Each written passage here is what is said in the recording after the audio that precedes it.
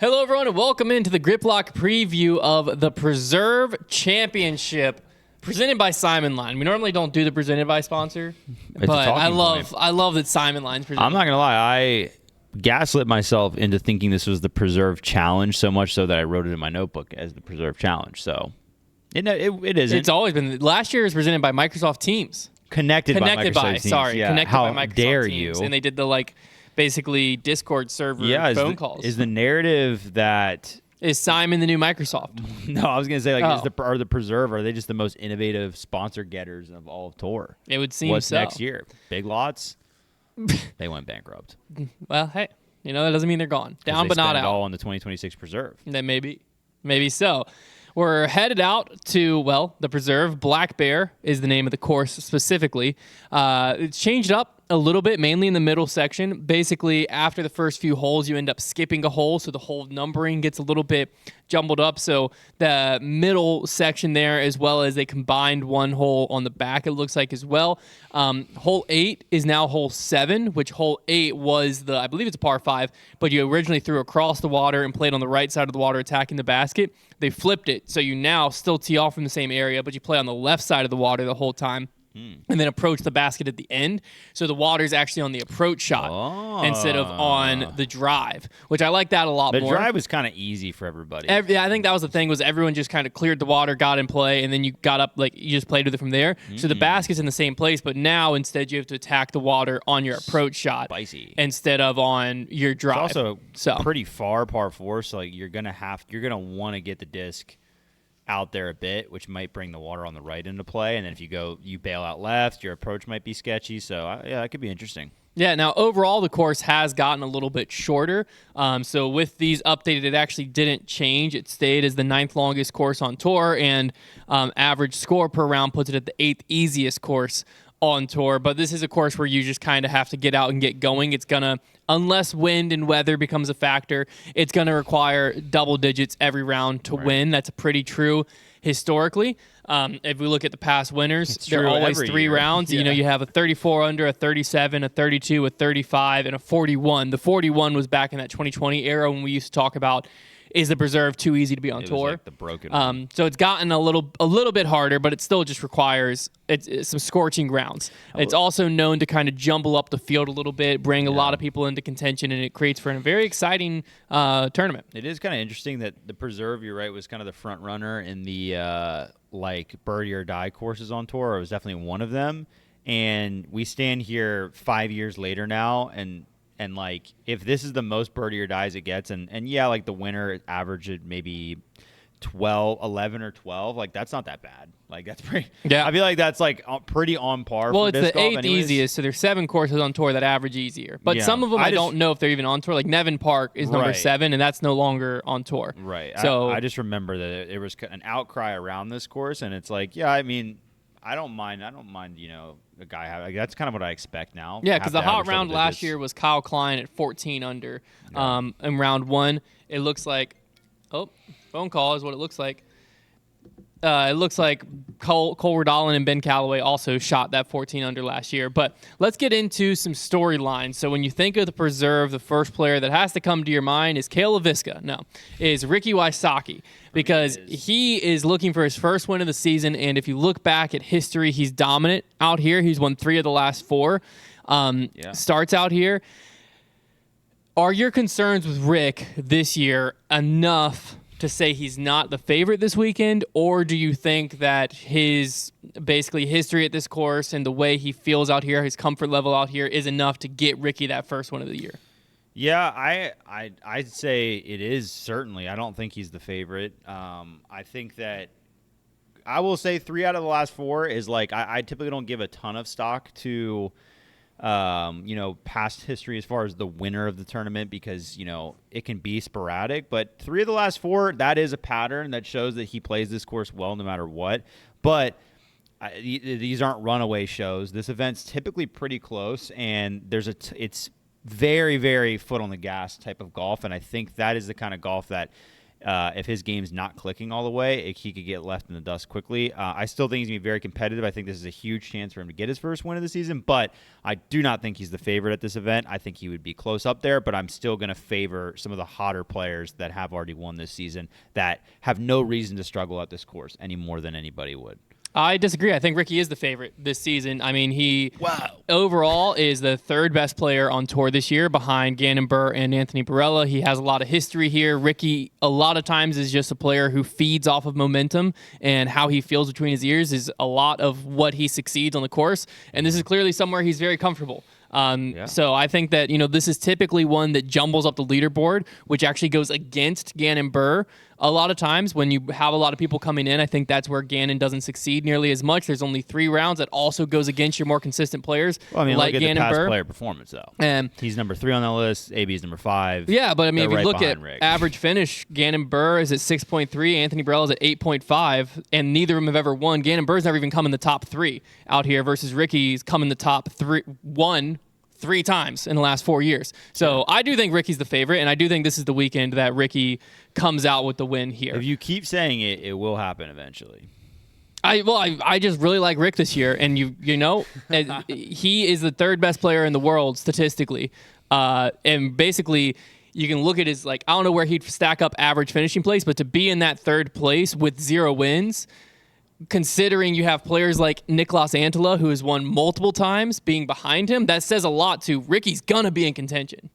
And when he's going to be in contention at a tournament that he wins a lot more than he doesn't in recent years, I like that a lot for Rick. Listen, that makes sense. I just haven't felt the way I feel about his game this year in years. I feel like there's some lacking confidence there, and I'm not sure that this is going to be the event he gets it back. But yeah, if I had to give him a percentage chance of win, I'd probably give him a 30% chance. It's just, I think that Ganon probably would have a little bit higher chance. So let's talk about Ganon. He's historically been solid out here, as we talked, averaging 6.3 place in his 4 starts out here, but he's never cracked the top 3. So you're saying you think that's just an anomaly? You don't think there's anything necessarily holding him back or playing against him here? I mean, I've answered this about him and AB a lot. I feel like for whatever reason, those two guys have random tournaments that keep getting thrown in that they have weird history with, and so far it hasn't correlated a ton to their performance. I do think that, like I said, I think that this course plays to a lot of people's skills. I don't think it demands a specific type of shot, and so no, I don't think that Ganon should have any reason to struggle out here.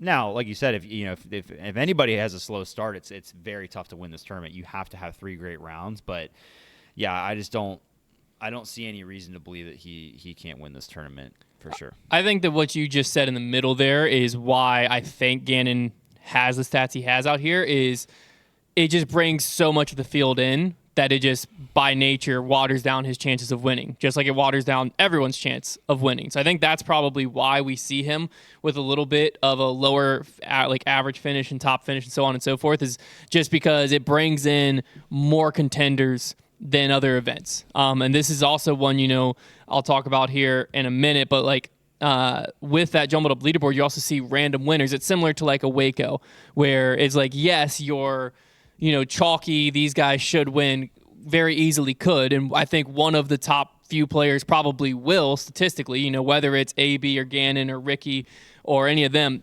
But I think it does just bring in so much more of the field. And as the field gets deeper and you're going to a course that has historically done that, obviously it just lessens players' chances of winning. So I think that's why. I don't think it's anything course specific in relation to Ganon's game. I think it's more course specific in relation to the field. And it just brings so many players in that, it obviously waters down his chances. But Ganon historically has been a guy that if he can mentally take himself out of tournaments. And so when you're at a tournament like this, if players do kind of leave him in the dust a little bit after round 1, if he shoots maybe a 9 under and someone comes out and shoots a 15 under, that could be something where, it's up to Ganon if that's enough to knock him out of the tournament or not.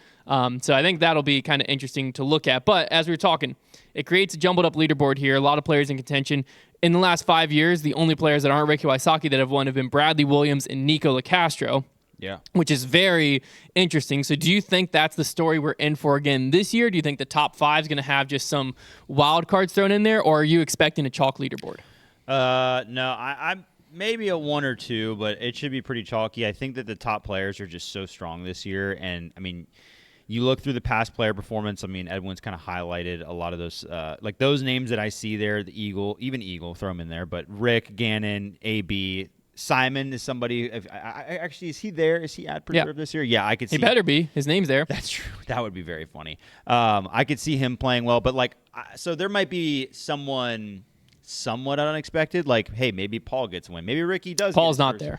Oh, that's right. Maybe Ricky does get his first win of the season, or Simon gets a win, or maybe it's somebody like Ezra who had a win at the beginning of the season but hasn't won since. But I expect it to be a name that doesn't shock everybody. I just don't think there's really a lot of room for that this season in general. And if it's going to happen, it's probably going to have to happen at a course that's a little more unique than this one. I think this one, like you said, it will bring a good bit of the field into play, but I think that upper echelon of the leaderboard is still going to be names that we're familiar with. I think that we're going to see the same thing we've seen in the past with a jumbled up leaderboard. And if you look at the ranking next to the players that get into the top 5, I think it's going to end up being a similar feel of the past.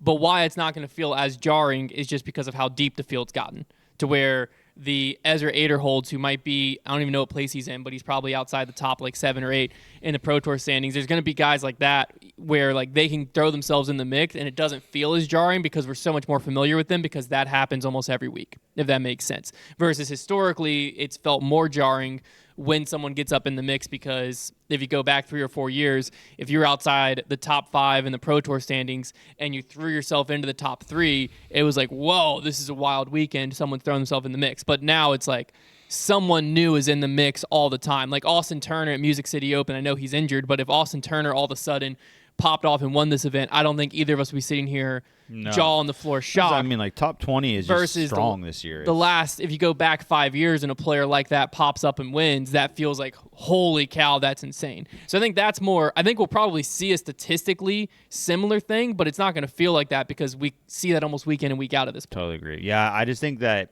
in like a 5-year period, like you said, we've gone from where it was like the wall of players was like 5 deep that was going to basically dominate the podium, and now it's a lot larger because, yeah, I mean, you had strong play from Ezra Aderhold's a good mention. What is he, like 11th this year? Ezra Aderhold is currently in 8th, but he's played the Europe swing, so he just has more points. Like, even somebody like him who, like, those are players that would not shock you to see. I mean, maybe, yeah, if Ezra Aderhold got his first Pro Tour win, that would be, like, you'd be a little surprised, but they're not surprising to see further up the leaderboard right now. And I think this is a good example, spot. I think. If you see, like, Luke Taylor, isn't going to surprise us to see he's been in the top 10 recently. He's in 29th. Paul Ulibarri led the tournament at the Northwest. He's in 33rd. Matty O came very close up here last year. He's in 34th. Silas Schultz, 35th.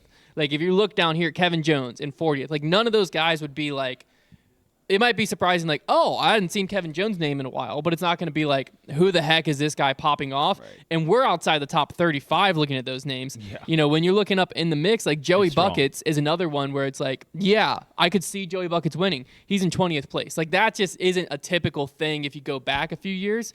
And so I think that just speaks to the depth of the Pro Tour, and it's an exciting time. But I don't expect it to feel shocking this year. Yeah. All that to say that. Now let's talk about Eagle McMahon, because if you look at past player performance that we have in front of us, Eagle McMahon is the number 1 overall. He's played the event 3 times. His average finish is 4th place. His top finish is 2nd place. So now what does that tell us about the math here?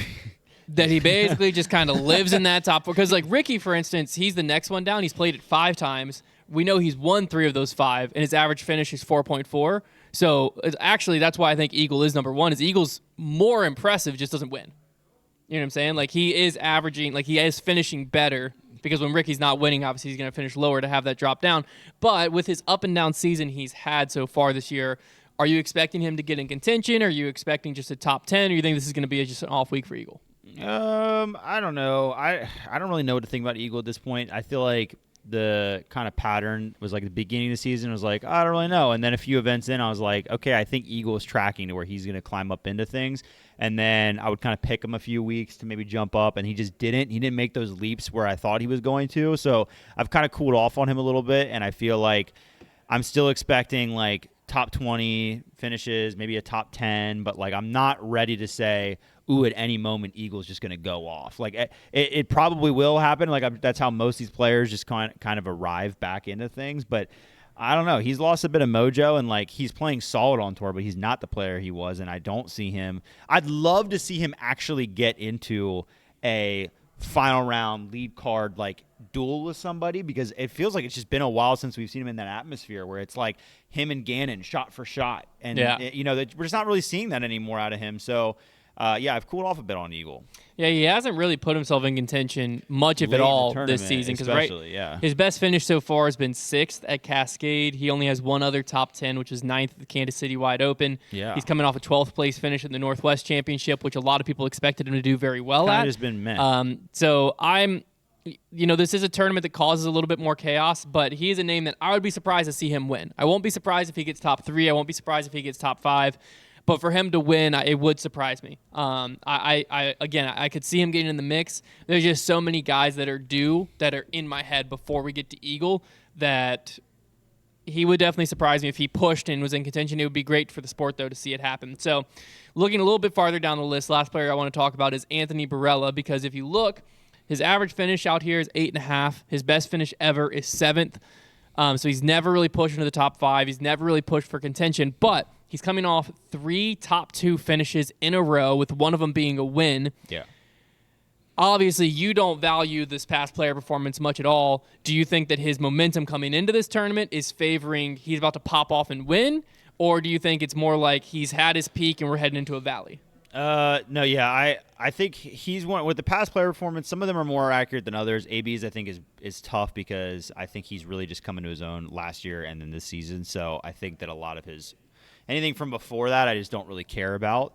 But no, I think he's still going to ride the hot wave here. I expect him to be one of the contenders in this tournament. I would be very, very surprised if he is not in this thing going into the final round. I'd be shocked. Yeah, I think that's kind of the beauty of the Preserve historically is you can be like I think last year he finished in 7th or 8th. But going into the last round, I think he was within earshot of the lead. And I think that's something that this tournament does is you can be on 2nd or 3rd card and be right in it. And so I think that's probably where AB will live. It won't surprise me if he is on lead card and is pushing it, but I think that he'll definitely be in contention, and I think it could be a situation where he pops off in the final round, shoots one of those 13, 14 unders, and all of a sudden we're like, AB's in the clubhouse with the lead. Can X, Y, or Z player catch him? Yeah. But yeah, I don't expect this to be a week where he falls off. I think the course is just too easy for a player of his caliber with his level of distance, because there is a lot of OB out here, but when you can throw it as far as Ganon and AB and these guys, it allows you just to be throwing hyzers into the landing zones. You don't have to have hyzer flips and flexes and stuff like that. So even if it gets a little windy, you can just play it a little bit safer. So a hole, like we were just talking about with hole 7, all of a sudden it becomes 2 hyzers and you're at the green. Whereas for some of the other players, that might be a hyzer flip flex shot to try to hit the landing zone. That's much harder to execute. Yeah. So I think that's where he's going to score out here. It's just, is someone else going to outscore him? That's kind of what it comes down to, I think. Wind and weather looks like pretty mild. Okay. Maybe some showers, but mostly clouds and not crazy winds. So, yeah, I think that this will be one of those tournaments for sure where the leaders are teeing off on the final day, and there will be many players ahead of them that have already gotten in the clubhouse or are headed towards the clubhouse. Yeah, which creates some very exciting disc golf. Yeah, put some pressure on them for sure. So let's go ahead and jump over into FPO. Now, historically in FPO, we've had more parity when it comes to the winner's circle than in MPO. Kristen, excitingly enough, is back in the field this weekend. Yeah. And hasn't hoisted the trophy here since 2021. So do you think she continues her top 2 finishing streak that she's had all season long, or is she going to struggle a little bit this weekend with the travel back over here and coming off that loss to Silva? Yeah, I don't know. FPO feels like a slot machine right now at this course. I don't really know. It's going to be whoever has the best weekend. There's not really somebody it should favor in general. I mean, there are basically 4 players that kind of come to mind to win this tournament. That we'll probably talk about most of them, but I think that Kristen's going to have her hands full. It's exciting. It's very exciting to finally get like a somewhat full FPO field here with the top competitors. And I'm just excited to watch them come back together now. And you've got Holland, who's been playing great golf, coming in to play Kristen, and Silva, who've been playing great golf. So, yeah, I think she'll have her hands full. I think it would be an impressive statement win to get this first win back on U.S. soil and kind of re-cement, like, hey, I'm back, I'm here, I'm still the best right now. So this is going to be a big, like, kind of bragging rights win for whoever gets it there. Absolutely. And speaking of Kristen and Silva being back in the U.S., I think they're actually the head-to-head matchup for the match play, which is going on probably right around the time this released. We're filming this on Wednesday, but I think it'll come out on Thursday. So that could create for an electric match play head-to-head. But I definitely think it's going to be interesting just to see how the players from Europe coming over. Obviously, this is their kind of like speed-up event for U.S. women's next weekend. So I think most eyes are kind of focused on that. That's why they're back in the States so early. But it is like, you have the travel. There's going to be jet lag because they've both been in Europe for quite a while. There's definitely going to be that type of fatigue around them. But I think that Missy, Holland, Silva, Kristen are all looking for that statement of, okay, the field's back together. We've went our separate ways. We've got our wins in the split field, but I'm the one who's actually dominating right now. Yeah. I think this win could speak volumes to that. So let's just talk briefly about Silva. Just got her first Elite Series win with Kristen in the field. I've seen a lot of people saying first Elite Series win. That's not true. She won 2 last year. So I don't know where these people are getting that information. But anyways, her first Elite Series win with Kristen in the field. So now she's coming back to the U.S. soil, which is the final thing off her checklist. She hasn't won a Pro Tour event on U.S. soil yet. Do you think this is one that she could push for the win? Do you think that she is going to be struggling with that travel? What are you expecting out of her this weekend? I expect pretty good things. I think historically in disc golf, players, at least long term, after getting a huge win for their career, because I think for her, even though she had those wins last year, I think that this win, it felt like a pretty big statement for her, especially since she's been around this season, and so it's really big to kind of get that off your shoulders. So I think historically that tends to lead long-term to good play. We'll see if it's immediate, if it takes effect. Obviously, they're traveling back, and there's something to be said about that. But I do expect her to contend at this tournament and be a threat yet again. Yeah, I mean, Silva all season long has kind of put herself in the mix. She's been very solid. Let me actually look at what her worst finish is because I don't think she's going to be that bad. If I take a look here, she started off 6th, 13th, and then went 4th, 2nd, 4th, 2nd, 1st. Yeah, so she has been right in the mix, and I expect that to continue. Yeah. I think if we're looking at this tournament, realistically, there's Kristen, there's Paige, there's Kristen, there's Missy, there's Holland, there's Silva. I forgot Bonnaroo was this weekend. There's no Paige. She's out having some fun. So there's 4 players that are in contention coming into this weekend, and Silva has rightfully put herself in the mix there. So I think that, she's earned that spot where she's one of the ones that's going to be contending. So that's, Kristen, Silva. We also last year saw Missy take this down over Holland by 2 strokes. Since then, Holland's become a much more proven winner on tour, not than Missy, but than Holland was at that point. So who do you think has a better chance between the 2 of them this weekend to push for that win? Between Missy and Holland? I think Holland. I think Holland has played insane golf this year, and I think she's proved to be a more consistent player than before as well. So I think that I think distance can be an advantage at this course if you're looking to give a point to anybody. Last year Missy beat her out, but it feels like I said, it feels like Holland's a different player. I think very similar to AB in the way I kind of judge her game is I think she is just a different player this year and has a different level of confidence. So I think that Holland, realistically, might be the favorite in this event. I actually disagree. I like Missy here. Oh, no. Yeah, how dare we? I like Missy here mainly because she has a lot of momentum recently. She's went first, second. I think first, second, or is it second, first? In recent hit, first, second. Obviously, she just lost to Holland at the Northwest Championship. But why I think this is an important tournament for Missy is I think she still has a chip on her shoulder of wanting to prove that narrative of her versus Kristen from last season. And with them coming back into the field, Missy defending a tournament, I think we're going to be in for a little bit of a shootout because I think Kristen has something to prove. I think Holland obviously still has stuff she wants to prove on tour.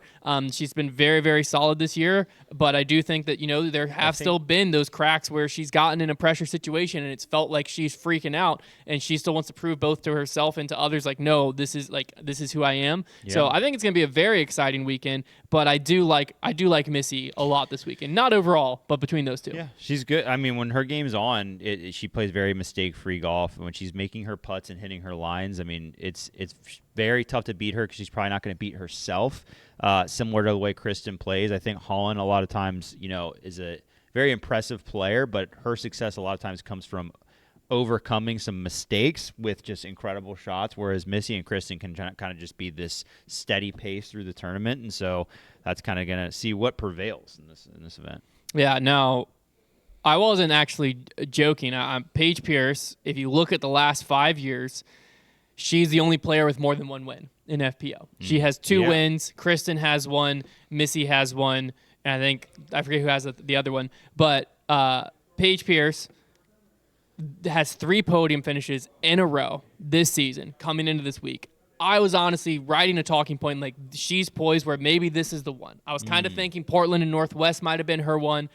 Maybe this is the one because this is the best she's looked since 2022, I think, is the last time she won this event, or since back then.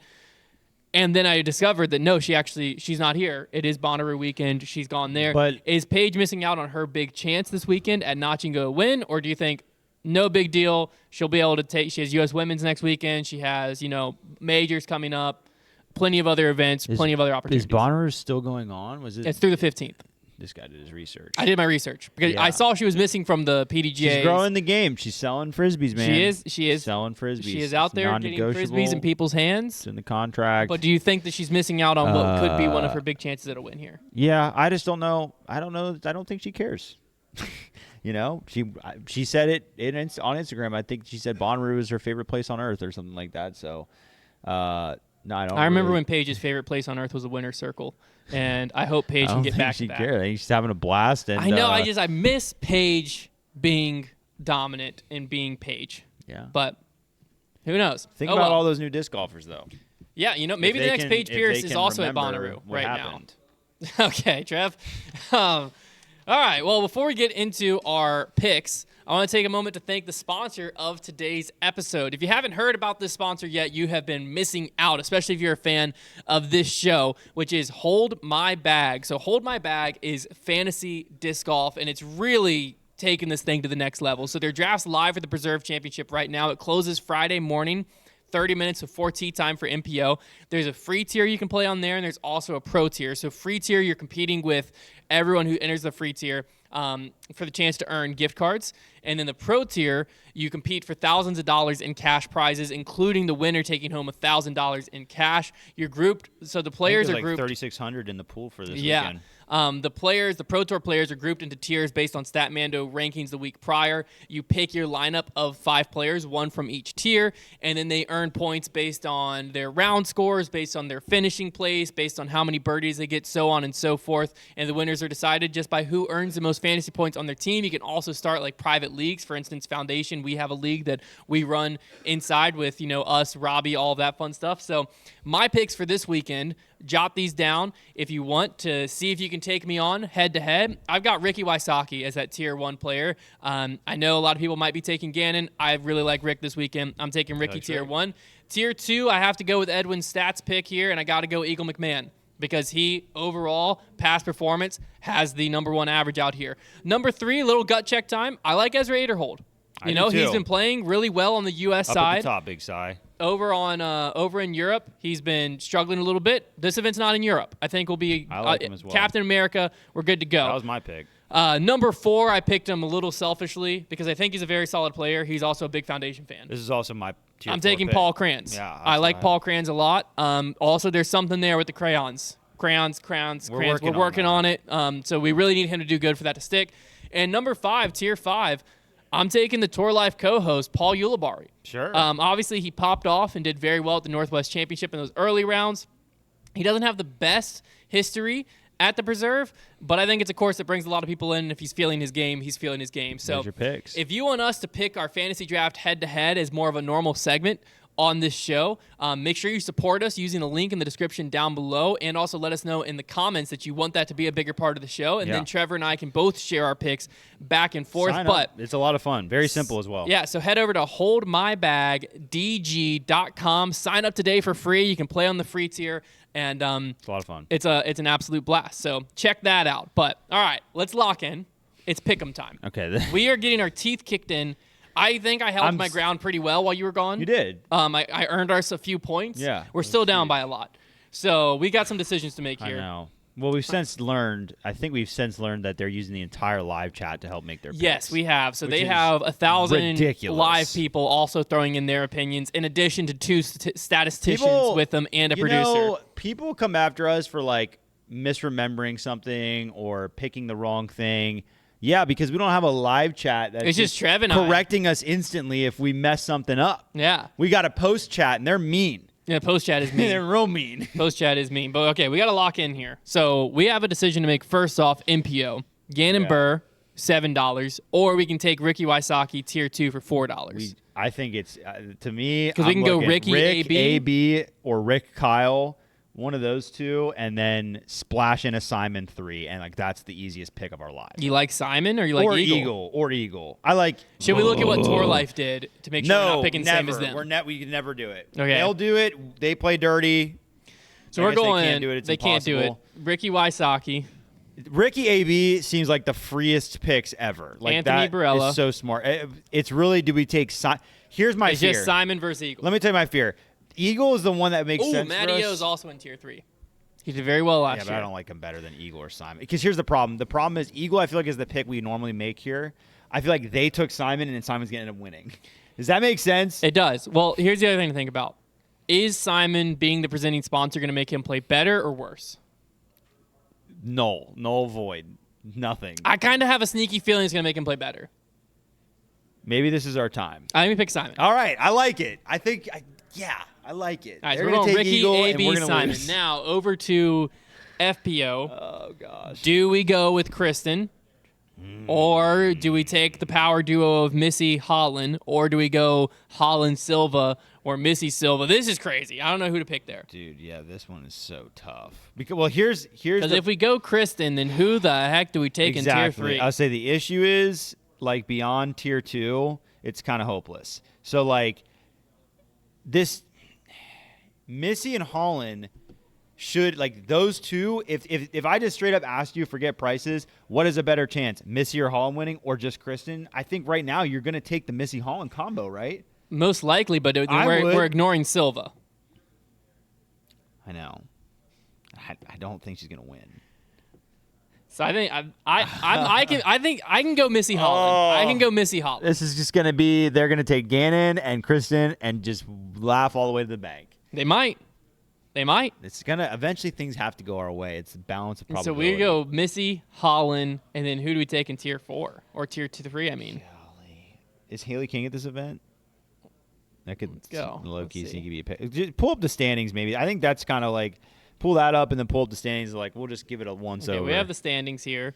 Holland, Missy, Kristen, Silva, Own, Ella, Kat, Where's Kat Paige, in the Kat Merch? She's surely not in that tier. No, she's Tier 2. She's in Tier 2. They need to change these tiers. Kristen, Holly, Haley King is there. Okay, I don't hate that. Yeah, it's probably going to be Haley King in Tier 3. So we go Missy, Holland, Haley. Yeah, because she could top 10. Gross, this dude. Is terrifying. But like you kind of have to. Here's the only thing that scares me, devil's advocate. There's a chance that a Missy, probably just, I won't say Holland because she's been so consistent. But Missy's been so hot though right now. Like she's not. I'm saying like the last time she finished outside the top 10 is the Open at Austin. That's what I'm saying. My fear is that she had some first, second. She's in a groove. But Silva's went second, fourth, second, first, like that. In Europey. We can switch out one for Silva if you want, but it's I don't know who I would want. Who do you take? Who do you take out of that equation? But like also, Jet Kristen's lag. a guaranteed top 2 this season. She hasn't done anything but come in the top 2. Holland is almost.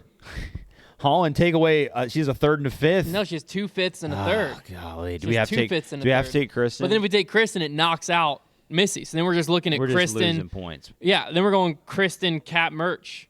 Or something. No, can't even take Cat. Then we're going Kristen, and we're going down to we got to go. We got to go We have Missy, to do Holland, it. Haley King. It's the only. It's the pick. only option. Only one. Okay. Oh my god. There we go. We're locked in. Can't wait to lose 30 points of Tour Life because they pick Ganon and Kristen, and everyone else craps the bed. All right. Point standings for our predictions head to head. I have 43. Trev has 36 going into this week. I'll lead off with MPO. I am taking Ricky Wysocki Shocker to win this Oh event. my gosh. I'm going to take Ganon Burr to come in second. Okay. And I don't think you're going to have my third place pick, which is Calvin Heimberg. Wow. Yikes. Wow. Don't ask me why. No idea. No idea. I just felt it. I like where this is going. Okay, I have Ganon in third, Anthony Barella in second, and Kyle Klein taking the victory. He has been playing very well. Took near second last year. I like Kyle Klein a lot. I feel better that you didn't put Ricky in your top 3 because I feel like that hedges me pretty well against my Calvin pick. Yeah. What's your FPO looking like? FPO, we're going to go kind of with the 3 hot hands right now. This is a tricky one. So I went Kristen first, and I took Holland second. And then it was really, do I go Missy or do I go Silva? And I thought you were going to go Missy, so I picked Silva. Well, you're right. I did go Missy. Okay, so that worked out. 'Cause that was more of a coin flip for me, but I'm like, I need to try and gain points. I went Kristen 1, Missy 2, Holland 3. Okay. I went, the Kristen, Missy, Holland. I don't know if I've changed those picks yet this year. Dark Horse, I'm taking Cole Redallen. Trev? I'm taking Matty O. Hasn't been great this year, but he's been fine. There you have it. Well, that's going to wrap up our preview show. Be sure to get out, watch some disc golf this weekend on the Disc Golf Network or on Jomez, and head over to Hold My Bag. Again, use the link in the description down below to support the show. Head over there, get your fantasy picks in, and see how they do, and we'll talk to you on Monday.